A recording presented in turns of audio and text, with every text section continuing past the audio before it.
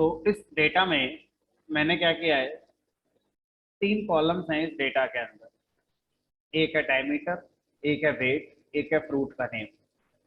तो इस डेटा में हमें क्या करना है, हमें ये बताना है कि अगर किसी फ्रूट का डायमीटर 2.6 हो और उसका जो वेट है अगर 45 हो, तो वो क्या फ्रूट हो सकता है। एक्सपीरियंस हमें बताया गया है कि अगर किसी फ्रूट का डायमीटर 3 है और उसका जो वेट है वो 30 है, तो वो बनाना है ना। अगर किसी का डायमीटर ये है, वेट ये है, तो वो एप्पल है। तो इस तरह से अगर हम देखें तो हमें कुछ अराउंड 21 सैंपल दे रखे हैं, जिसमें हमें ये बता दिया है कि किस तरह के डायमीटर और किस तरह के वेट पर एप्पल होता है फ्रूट, और किस तरह पर हमारा बनाना होता है। ठीक है, अब आपको इस एक्सपीरियंस का यूज करते हुए आपको एक मॉडल बनाना है। मॉडल का मतलब है एक लॉजिक प्रिपेयर करना है जो ये बताएगा कि अगर कल को आप इस वाले डेटा पर प्रिडिक्शन करना चाहते हैं तो वो क्या प्रिडिक्शन होगा। तो फिलहाल इसको हम हटा देते हैं। तो अब इस डेटा को सबसे पहले हम रीड करेंगे। तो एक्सेल फाइल, सीएसवी फाइल को अगर हम रीड करना चाहते हैं तो उसके लिए हमारे पास पांडास नाम का मॉड्यूल होता है। इंपोर्ट पांडास एज पीडी, हमने यहाँ पर ये लिख दिया। अब पांडास के अंदर हमारे पास एक फंक्शन है जिसका नाम है रीड अंडरस्कोर सीएसवी। और ये जो फंक्शन है, ये फंक्शन क्या करता है, ये फंक्शन हमसे पूछता है उस सीएसवी फाइल का पाथ जो आप रीड करना चाहते हैं। तो मेरे सिस्टम में डी डेटा सेट क्लासिफिकेशन और फ्रूट्स डॉट सीएसवी नाम की फाइल है, और इस फाइल को मैं रीड कर रहा हूँ। इस फाइल को रीड करने के बाद मुझे एक डेटा फ्रेम मिल जाएगा, जिसको अगर मैं प्रिंट कराता हूँ तो ये आपका डेटा फ्रेम यहाँ पर इस तरह से प्रिंट हो जाता है। ठीक है, अब मुझे क्या करना है, मुझे इस डेटा फ्रेम के अंदर से अपना जो एक्सपीरियंस, ये जो एक्सपीरियंस है पूरा, ये मैं क्या करूंगा, इस एक्सपीरियंस को मैं अपनी एल्गोरिथम को दूंगा, और एल्गोरिथम क्या करेगी, एक मॉडल को जनरेट करेगी। ठीक है, तो अगर हम देखें तो ये मेरे पास एक्सपीरियंस है। इस एक्सपीरियंस को मैं पास करूंगा अपनी एल्गोरिथम के लिए। ठीक है, ये अपनी एल्गोरिथम को पास करूंगा। एल्गोरिथम इसमें रीजनिंग लगाएगी, और रीजनिंग लगाने के बाद मुझे क्या बनाकर दे देगी, एक मॉडल बनाकर दे देगी। ठीक है, तो जब हम एल्गोरिथम की बात करेंगे तो हमारे पास कई एल्गोरिथम है जो हम यूज करने वाले हैं। स्टार्ट करेंगे हम KNN से, उसके बाद फिर आपका लॉजिस्टिक रिग्रेशन है, फिर आपका डिसीजन ट्री है, फिर आपका रैंडम फॉरेस्ट है। तो इस तरह से और भी एल्गोरिथम्स हैं जिनका हम यूज करेंगे। तो हर एल्गोरिथम का अपना अपना एक तरीका होगा मॉडल बनाने का। तो पहले हम सबको पढ़ लेंगे, उसके बाद कंपेयर करेंगे कि कब किस तरह की सिचुएशन में कौन सा एल्गोरिथम यूज करनी चाहिए हमारे लिए। ठीक है, तभी हम उस पॉइंट पर नहीं पहुंचे हैं। अभी हम क्या करेंगे, अपने एक्सपीरियंस को अपनी एल्गोरिथम को देंगे, और फिर वो एल्गोरिथम हमारा क्या करेगी, मॉडल को जनरेट करेगी। मॉडल का मतलब हो गया जो लॉजिक है ना, वो हमारा जनरेट होगा, जो हमारे रूल्स हैं वो हमारे जनरेट हो जाएंगे। ठीक है, लेकिन एक प्रॉब्लम आती है। वो प्रॉब्लम क्या है, वो प्रॉब्लम ये है कि जो हमारी एल्गोरिथम है ये हमारे डेटा को एज इट इज एक्सेप्ट नहीं करती है।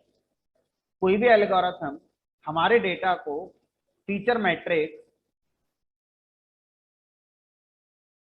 फीचर मैट्रिक्स और टारगेट की फॉर्म में एक्सेप्ट करते हैं। तो हमें क्या करना होगा, अपने एक्सपीरियंस को दो पार्ट में पहले हमें अलग अलग करना होगा। जो फीचर मैट्रिक्स है वो अलग बनानी होगी। तो इस वाले हिस्से को, वो डेटा जो सिर्फ फीचर की वैल्यूज कंटेन करता है, उसको हम फीचर मैट्रिक्स कहते हैं। तो ये अगर मैं निकालता हूं, देखो इन्हें बोलेंगे फीचर्स, ये मेरे फीचर्स हैं। फीचर मैट्रिक्स क्या कहलाएगी उसकी बात करते हैं, ये आपके फीचर्स हैं। ठीक है, अब अगर मैं इसकी बात करता हूं, इन सारी वैल्यूज की अगर मैं एक मैट्रिक्स निकाल लूं, तो उस मैट्रिक्स को मैं बोलता हूं फीचर मैट्रिक्स। फीचर मैट्रिक्स, ठीक है। और इसको हम बोलते हैं टारगेट।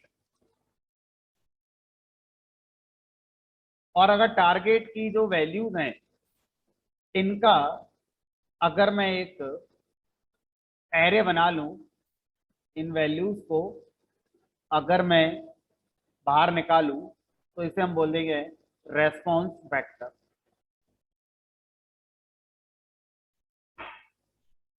ठीक है, तो हम पहले ये सीखना होगा कि हमारे पास अभी एट प्रेजेंट एक सिंगल डेटा फ्रेम अवेलेबल है जिसमें सारा डेटा है। तो अभी मेरे पास डेटा फ्रेम अवेलेबल है और इस डेटा फ्रेम में तीनों चीजें अवेलेबल है, दोनों फीचर्स अवेलेबल हैं और मेरा टारगेट भी अवेलेबल है। ठीक है, तो इसको स्प्लिट करेंगे। कैसे करेंगे, तो जो डेटा फ्रेम मेरा निकल कर आया है, अगर मैं इस डेटा फ्रेम पर, फीचर्स कितने भी हो सकते हैं, ठीक है, वो एक ही होगा। तो किसी भी डेटा फ्रेम से अगर मैं सेलेक्टेड कॉलम्स निकालना चाहता हूं, तो हमें ये पता होना चाहिए कि हर कॉलम का इंडेक्स होता है। ये 0 इंडेक्स का कॉलम है, ये फर्स्ट इंडेक्स का कॉलम है, ये सेकंड इंडेक्स का कॉलम है, या ये -1 इंडेक्स का कॉलम है, ये -2 इंडेक्स का कॉलम है, ये -3 इंडेक्स का कॉलम है। ठीक है, तो अब अगर मैं इन दोनों कॉलम को निकालना चाहता हूं, तो हम स्लाइसिंग करेंगे। तो अगर हमारे पास डेटा फ्रेम है और उसकी अगर मुझे स्लाइसिंग करनी होती है, तो मैं डेटा फ्रेम के ऊपर आईलॉग प्रॉपर्टी का यूज करता हूँ स्लाइसिंग करने के लिए। अब स्लाइसिंग करने के लिए आपको दो बातें बतानी होंगी, कितनी रोज चाहिए और कितने कॉलम चाहिए। तो यहाँ पर आप रोज के बारे में बताएंगे, यहाँ पर आप अपने कॉलम्स के बारे में बताएंगे। तो मुझे रोज तो सारी चाहिए, रोज तो सारी चाहिए। तो जब सारी रोज आपको चाहिए होगी, तो आप जस्ट कॉलम लगा देते हैं। इसका मतलब है स्टार्टिंग से लेकर लास्ट तक सारी रोज आपकी स्लाइस हो जाएंगी। लेकिन कॉलम सारे नहीं चाहिए, कॉलम स्टार्टिंग से चाहिए। ये वाला कॉलम चाहिए 0 इंडेक्स वाला, फर्स्ट इंडेक्स वाला कॉलम चाहिए, लेकिन सेकंड इंडेक्स वाला कॉलम नहीं चाहिए। तो अगर मैं यहाँ पर 2 लिख दूं, तो इसका मतलब है कि जहां से हम स्टार्ट कर रहे हैं, अगर मैं लिख दूं तो 0 लिख सकता हूँ, और जहां से हम स्टार्ट करते हैं वो इंक्लूसिव होता है, और जहां हम एंड करते हैं वो एक्सक्लूसिव होता है। तो मतलब 0 इंडेक्स से कॉलम आना शुरू होगा, फर्स्ट इंडेक्स का कॉलम आएगा, बट सेकंड वाला नहीं आएगा क्योंकि वो एक्सक्लूसिव है। आप यहाँ 0 लिखें तो भी ठीक है, नहीं लिखें तो भी ठीक है, वो डिफॉल्ट वैल्यू स्टार्ट की 0 होती है। अगर मैं ऐसा करता हूँ तो सिर्फ 2 कॉलम्स मेरे आ जाएंगे।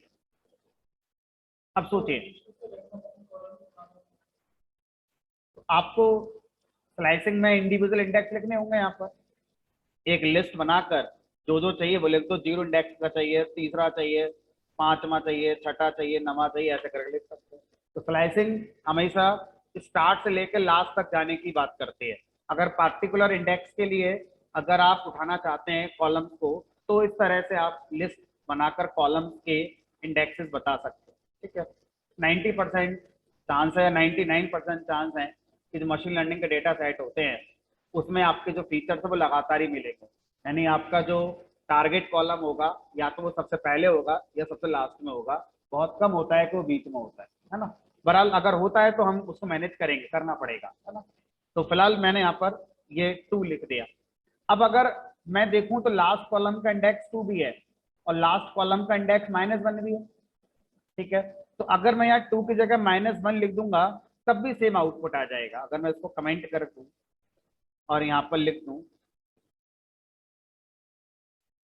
-1 तब भी यही आ जाएगा।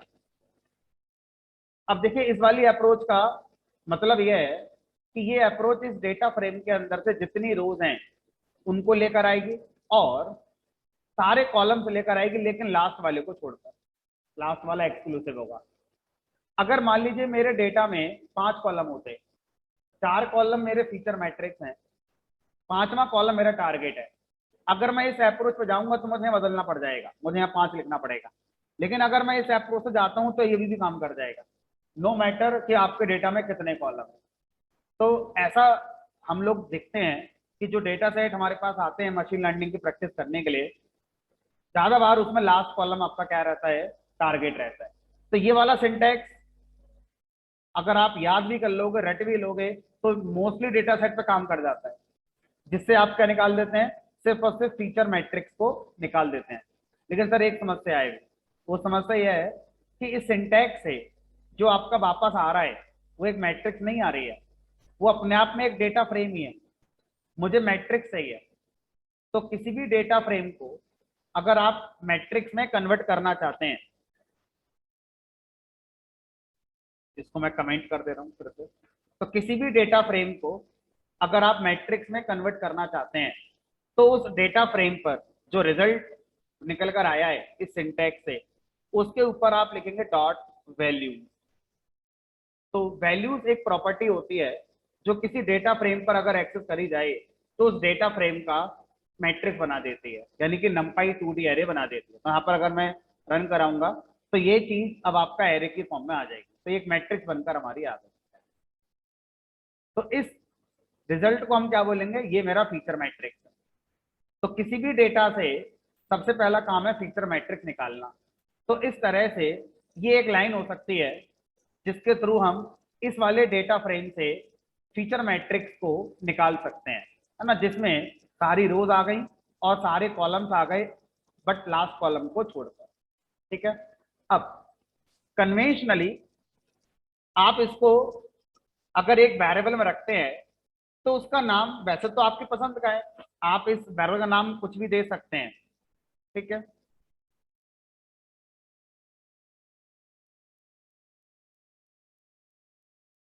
ठीक। तो यहां पर हमने क्या करा, यहां पर हमने कन्वेंशनली जो वेरिएबल हमें बताया गया उसका नाम है कैपिटल एक्स। आप चाहो तो इसका नाम एफ एम कर सकते हो, मतलब फीचर मैट्रिक्स। आप इसका नाम आई रखो, आप इसका नाम एक्स छोटा वाला रखो, आप इसका नाम ए रखो। बट अगर हम अलग अलग जगह जो मशीन लर्निंग पढ़ने वाले इंजीनियर्स हैं उनसे मिलेंगे और उनसे बोलेंगे कि मेरे पास एक फीचर मैट्रिक्स है, तो वो भी कैपिटल एक्स वेरिएबल में फीचर मैट्रिक्स को स्टोर करते हैं। तो ये एक स्टैंडर्ड बन गया है। तो हम एक दूसरे के कोड को आसानी से समझ जाएंगे अगर हम ये स्टैंडर्ड फॉलो करते हैं तो। और अगर नहीं करेंगे तो हम अपना लिखा कोड तो समझ ही लेंगे, बट हमारा लिखा कोड दूसरे को समझने में समस्या आ जाएगी। इंडस्ट्री इसको एक्सेप्ट नहीं करती, वो कहती है कि आप ऐसा कोड लिखिए कल को अगर आप ना रहे दुनिया में तो भी काम चलता रहे। और वो तभी हो सकता है जब आप एक स्टैंडर्ड फॉलो करेंगे। ठीक है, तो स्टैंडर्ड है कि फीचर मैट्रिक्स को कैपिटल एक्स नाम के वेरिएबल में स्टोर करना है हमारे लिए। तो ये हमारा कैपिटल एक्स हो गया। ठीक है, इसको प्रिंट कराएंगे तो ये हमारा प्रिंट हो जाएगा। ठीक,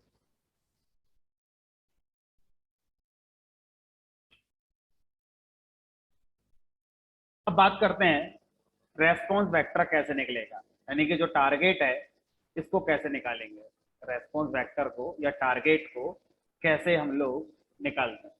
तो उसके लिए क्या करेंगे, सिंगल कॉलम मुझे निकालना है। तो मैं लिखूंगा यहाँ पर df डॉट आई लॉग, सारी रोज तो अभी भी चाहिए, लेकिन यहाँ पर मुझे कॉलम बस एक ही चाहिए, सारे कॉलम नहीं चाहिए, है ना। तो मैं क्या लिखूंगा यहाँ पर, मैं लिखूंगा यहाँ पर सिर्फ -1, मुझे सिर्फ लास्ट कॉलम चाहिए। तो अगर एक कॉलम चाहिए तो सिर्फ उस कॉलम का इंडेक्स लिखेंगे। ठीक है, इससे क्या होगा, जो लास्ट कॉलम है वो मुझे मिल जाएगा, ठीक है, एज ए सीरीज टाइप, ये आ गया। बट मुझे क्या चाहिए, जो टारगेट कॉलम है उसको मुझे एक एरे में रखना है ना, बंडी एरे में। तो जो आपका लास्ट कॉलम निकल कर आया है, अगर उस पर आप डॉट वैल्यूज लगा देंगे तो वो क्या करेगा, आपके वाले टारगेट कॉलम को एरे में कन्वर्ट कर देगा, तो एक एरे बनकर तैयार हो गया।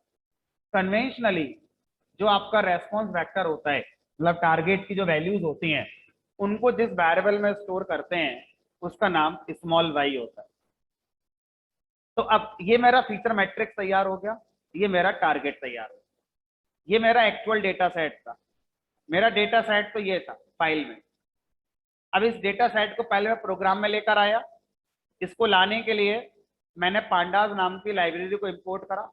पांडाज लाइब्रेरी के अंदर एक फंक्शन है जिसका नाम है रीड अंडरस्कोर सीएसवी, जिसमें हम उस सीएसवी फाइल का पाथ दे देते हैं, और ये फंक्शन क्या करता है, इस सीएसवी फाइल को लाकर हमें दे देता है। ये फंक्शन इस सीएसवी फाइल को लाकर हमें जिस टाइप के वेरिएबल में देता है वो लिस्ट टपल सेट नहीं होता, वो डेटा फ्रेम टाइप का वेरिएबल होता है। तो ये जो प्रिंट हुआ ये डेटा फ्रेम वेरिएबल है।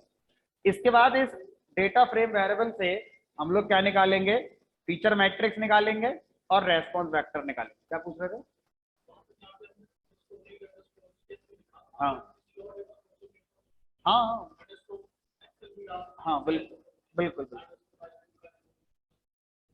तो ये कई सारे ऑप्शंस अवेलेबल कराता है, जो ये अवेलेबल कराता है उनमें से आप यूज कर सकते हैं कोई सा। तो एक्सेल का कराता है, सिंटैक्स सेम, फंक्शन आ जाएगा, ठीक।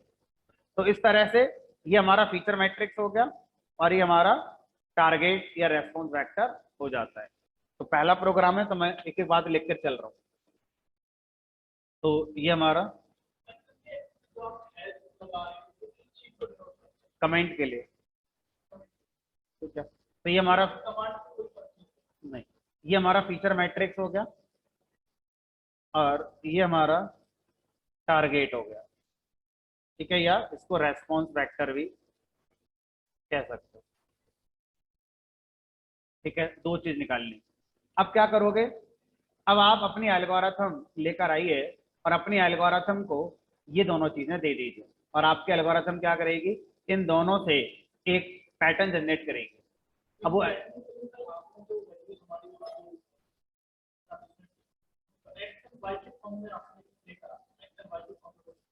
बिल्कुल, हाँ, ठीक है। अब क्या करना होगा मुझे, यहाँ पर मैं अपनी एल्गोरिथम इंपोर्ट करूंगा। तो हम लोग मशीन लर्निंग को इम्प्लीमेंट करने के लिए जो लाइब्रेरी यूज कर रहेंगे वो गूगल की लाइब्रेरी है हमारी,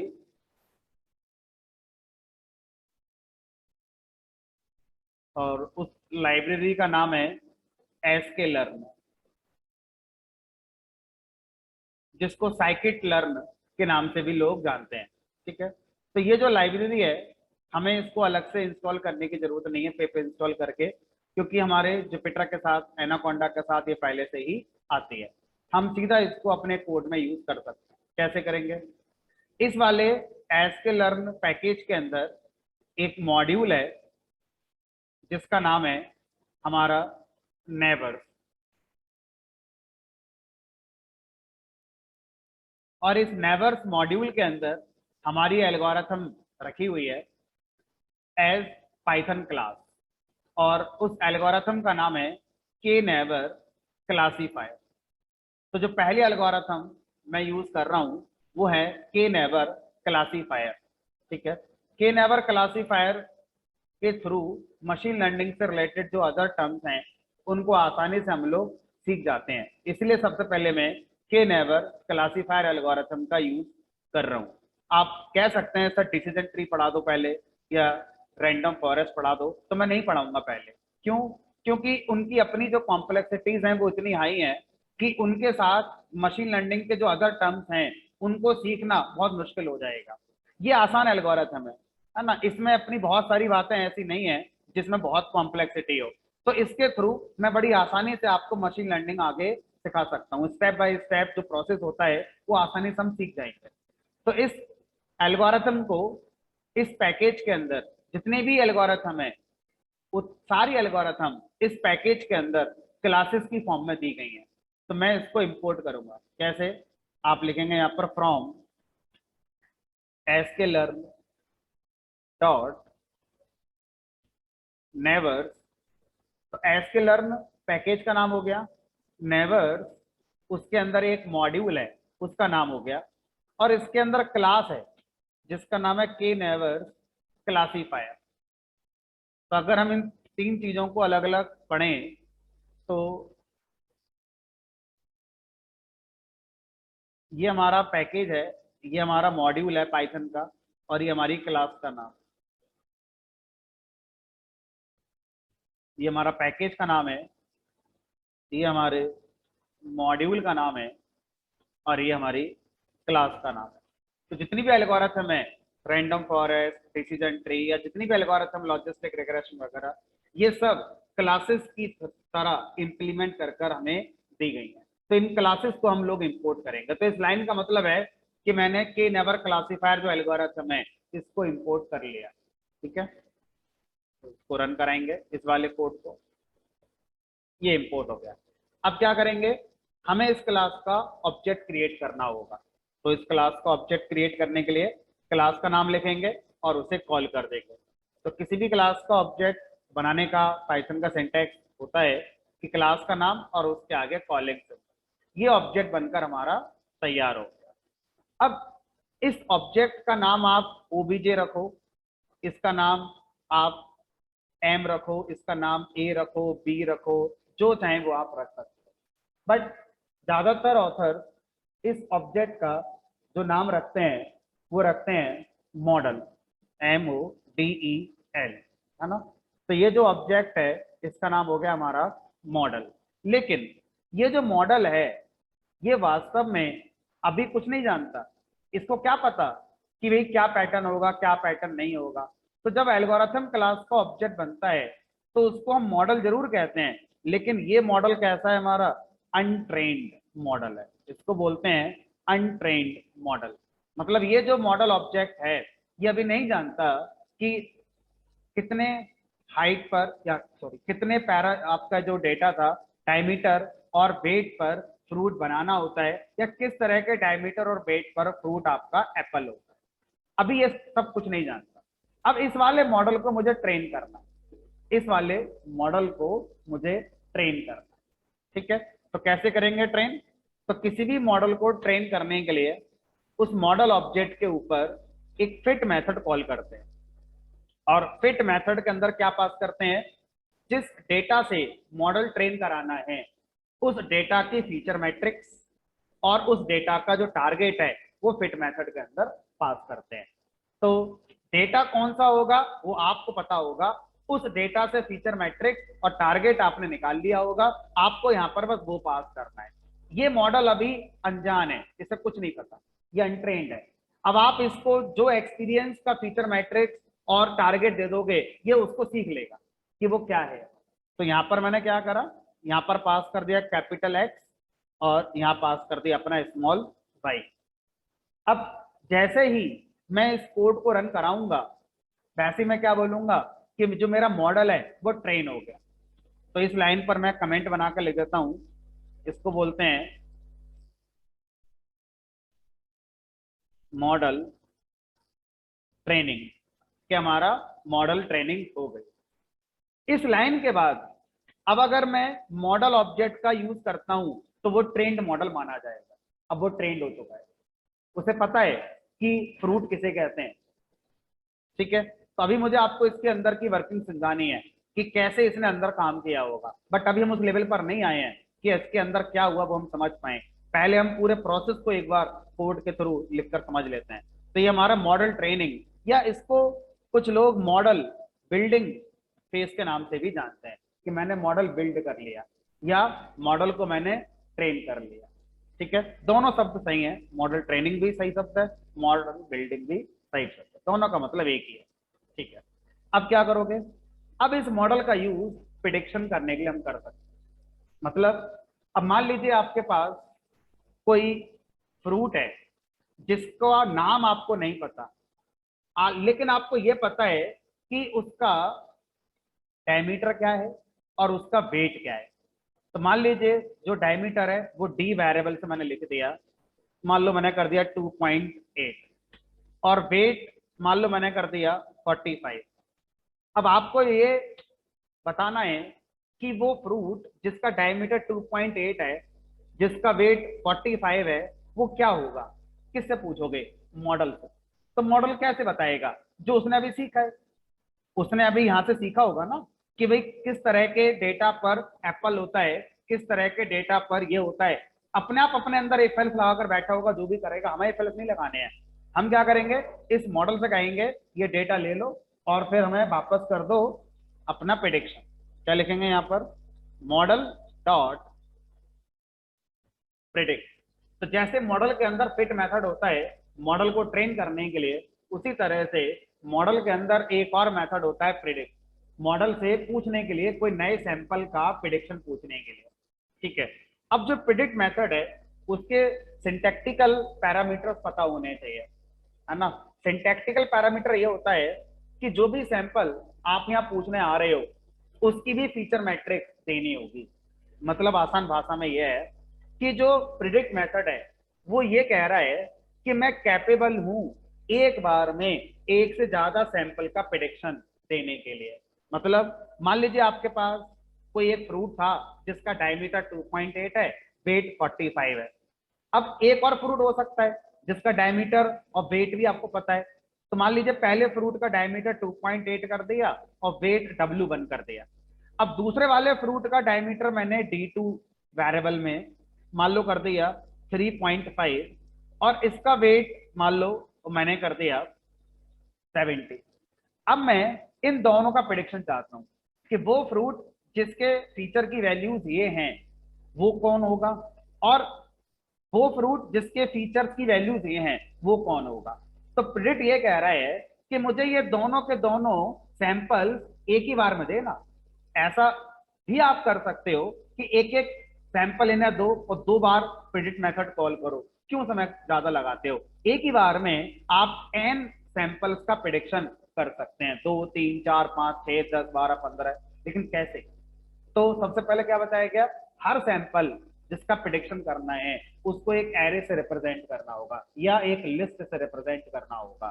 तो सस्ता है लिस्ट। इसमें पहले सैंपल को मेंशन करेंगे। क्या मेंशन करोगे? पहले सैंपल के फीचर की वैल्यू। बट ध्यान इस बात का रखना है कि फीचर की वैल्यूज उन्हीं ऑर्डर में आप लिखेंगे जिस ऑर्डर में ट्रेनिंग में आपने दी थी। जब आपने ट्रेनिंग में डेटा पास किया था तो पहले डायमीटर फीचर गया था, उसके बाद वेट फीचर गया था। पहले डायमीटर फीचर है, उसके बाद वेट फीचर है। तो जब आप यहाँ पर अपना सैंपल पास करेंगे प्रिडिक्ट में तो पहले डायमीटर ही पास करेंगे, पहले वेट पास नहीं करेंगे। प्रिडिक्शन गलत आएगा अदरवाइज। एरर नहीं आएगी, प्रिडिक्शन गलत आएगा। कॉमा W का। तो ये तो हो गया आपका पहला सैंपल, पहले सैंपल के फीचर की वैल्यू। आपने ट्रेनिंग में ऐसा करा है ना, ट्रेनिंग में आपने जैसा करा है वैसे ही करोगे। ट्रेनिंग में अगर आपने पहले वेट रखा होता तो यहाँ पहले वेट रख रहे होते। ठीक है। कॉमा दूसरा सैंपल, उसके फीचर की वैल्यू D2 W। तो कॉमा इस तरह से हम कितने भी सैंपल दे सकते हैं, जितने भी सैंपल देना चाहते हो हर सैंपल के फीचर की वैल्यूज को एक लिस्ट में, टपल में, सेट में या एरे में रखकर आपको देना होगा। ठीक है। अब सोचो मान लो दो ही है मेरे पास। प्रिडिक्ट ये कह रहा है चाहे दो है, चाहे एक है, चाहे तीन है, चाहे n है, इन सारे फीचर्स के, इन सारे सैंपल्स के फीचर्स को भी एक और एरे में रख कर दो या एक और लिस्ट में रख कर दो। इसका मतलब ये हुआ सिंटैक्टिकली प्रिडिक्ट नाम का जो मेथड है ये हमसे 2D एरे मांगता है। ठीक है, या 2D लिस्ट मांगता है जिसमें हर वैल्यू, हर एलिमेंट अपने आप में एक सैंपल होगा एज ए लिस्ट और एरे। अब अगर मैं इसको रन कराता हूं तो ये मुझे क्या बताएगा? इस वाले सैंपल का प्रेडिक्शन बताएगा, इस वाले सैंपल का प्रेडिक्शन बताएगा। जितने भी सैंपल थे सबका प्रेडिक्शन मुझे बताएगा एक एरे में रखकर। तो इस मेथड का जो रिटर्न आता है वो एक एरे आता है। उस एरे में उतनी वैल्यूज होंगी जितने सैंपल आपने यहाँ पास करे थे। ठीक है। क्या कह रहा है? ये वाला जो फ्रूट है, ये जो आपने डेटा पास करा, मॉडल जो ट्रेन हुआ, मॉडल के हिसाब से वो बनाना होगा। तो जिसका डायमीटर 2.8 है और वेट 45 है वो बनाना होगा, और जिसका डायमीटर 3.5 है और वेट 70 है वो कौन होगा? हमारा एप्पल